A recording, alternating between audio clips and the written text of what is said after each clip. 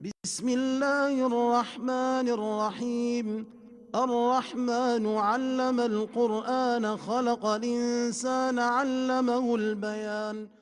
Au nom d'Allah, le tout miséricordieux, le très miséricordieux. Ce qui est dans les cieux et ce qui est sur la terre glorifie Allah. À lui la royauté et à lui les louanges, et il est omnipotent. C'est lui qui vous a créé. Parmi vous, il y a mécréants et croyants. Et Allah observe parfaitement ce que vous faites. Il a créé les cieux et la terre en toute vérité, et vous a donné votre forme, et quelle belle forme il vous a donnée. Et vers lui est le devenir. Il sait ce qui est dans les cieux et la terre, et il sait ce que vous cachez, ainsi que ce que vous divulguez. Et Allah connaît bien le contenu des poitrines. Ne vous est-elle pas parvenue la nouvelle de ceux qui auparavant ont mécru, et qui ont goûté la conséquence néfaste de leurs actes? Ils auront en outre un châtiment douloureux.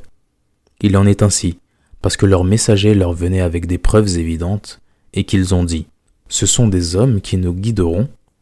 Ils mécrurent alors, et se détournèrent, et Allah se passa d'eux, et Allah se suffit à lui-même, et il est digne de louange.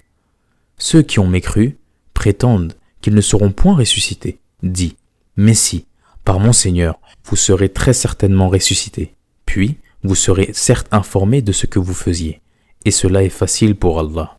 Croyez en Allah donc et en son messager, ainsi qu'en la lumière, le Coran, que nous avons fait descendre. Et Allah est parfaitement connaisseur de ce que vous faites. Le jour où il vous réunira pour le jour du rassemblement, ce sera le jour de la grande perte. Et celui qui croit en Allah et accomplit les bonnes œuvres, il lui effacera ses mauvaises actions et le fera entrer dans des jardins sous lesquels coulent les ruisseaux, où ils demeureront éternellement. Voilà l'énorme succès. Et ceux qui ont mécru et traité de mensonges nos versets, ceux-là sont les gens du feu, où ils demeureront éternellement. Et quelle mauvaise destination! Nul malheur n'atteint l'homme que par la permission d'Allah. Et quiconque croit en Allah, Allah guide son cœur, Allah est omniscient. Obéissez à Allah et obéissez au messager. Et si vous vous détournez, il n'incombe à notre messager que de transmettre en clair son message. Allah, nulle divinité autre que lui, et c'est à Allah que les croyants doivent s'en remettre. Ô vous qui avez cru, vous avez de vos épouses et de vos enfants un ennemi, une tentation. Prenez-y garde donc, mais si vous les excusez, passez sur leurs fautes et leur pardonnez, sachez qu'Allah est pardonneur et très miséricordieux.